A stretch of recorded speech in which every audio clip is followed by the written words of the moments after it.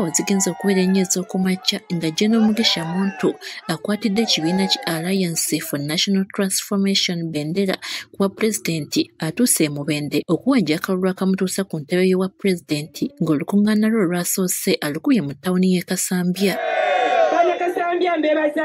Muntu bano abategeezezza nga bw'akimanyi bulungi nti batawaanyizibwa ekizibu ky'obubbi bw'ettaka asobola okubumalawo.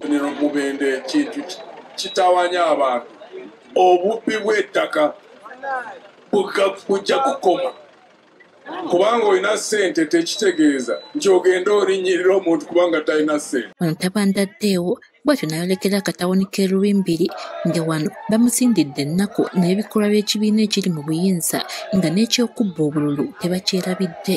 Obubbi butukooyezza! Obubbi butukooyezza! Abatuuze batubulidde nga bwe bali abalimi naye ebbeeyi y'ebirime ebyabwe ekaabya nga bw'ogattako emisolo gubula asala. Ennimiro zaffe tulima naye tetuyina katale. Ebijanjaalo kati bifiiridde mu masitoowa.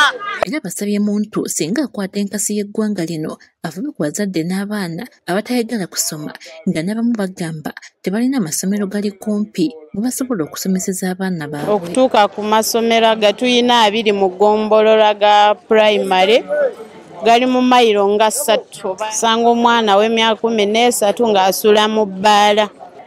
Tekyali masomero abaana bamaze omwezi 11 tebasoma. Ng'atuuse Nabingoola mu bukaawu obw'ekitalo asabye abatuuze b'eno okukomya okulonda abakulembeze abayingira ebyobufuzi okubifunamu ensimbi nti abantu ng'abo tebasobola kulumirirwa ggwanga. Abafere bave mu politics. Bw'oyagala ssente genda okole bizinesi. Bw'oyagala ssente genda olime, genda olunde, noonya farm, tonoonya bizinesi mu politics. We will build a new culture. Muntu asabidde ne Yudaya Nakatudde akalulu ng'ono yeesimbyewo ku ky'omubaka omukyalo wa disitulikiti y'e Mubende naye n'ategeeza ng'ensonga ya Kasambya obutaweebwa disitulikiti ng'omukulembeze w'eggwanga nga wazze abasuubiza kyokka n'okutuusa kati takituukirizanga. Mbasaba akalulu ka Yudaya munamumpeera akalulu. Emyaka gizze giyita myaka gigenda mu 15 Kasambya esaba disitulikiti yagaana naye nga tulaba pulezidenti ajja atongoza disitulikiti ezimeruka enkya n'eggulo. Muntu era atuuseeko ne mu bitundu ebirala okuli Kiyuuni ne Mubende mu ttawuni gy'avudde okwolekera disitulikiti y'Emityana. Emityana atuuseyo kawungeezi ng'olukuŋŋaana alukubye mu kisaawe ky'e mu Kiyudaaya. Ono abaayo abasuubizza nga bw'agenda okutereeza eby'entambula ebyayonooneka.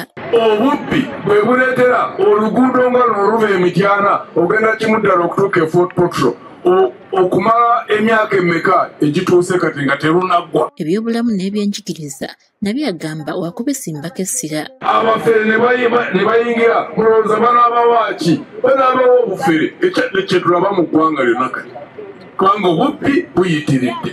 Mwekuva obutabaawo ddagala mu malwaliro ku bubbi. Olunaku lw'enkya Mugisha Muntu kakuyegewe waakumutwala Kasanda, Kiboga ne Kyankwanzi. Barbara Naraiso agafeeyo ku Spark TV.